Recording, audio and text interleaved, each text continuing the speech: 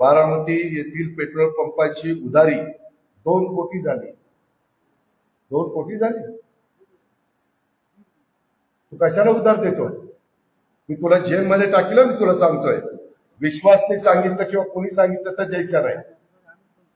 विश्वासने सांगितलं किंवा कोणी चेअरमन असेल, हे काय चाललंय बावटपणा?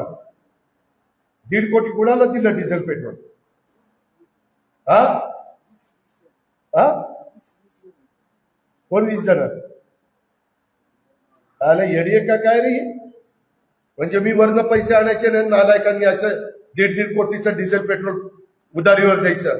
तुमची काय बापाची आहे काय मार्केट कमिटी? माझ्याही बापाची नाही, तुझ्याही बापाची नाही. माझ्या शेतकऱ्यांची, व्यापाऱ्यांची, हमाल बापाड्यांची आहे. किती दिवस झाले बा तुम्ही काय करणार? हजामती करता येईल.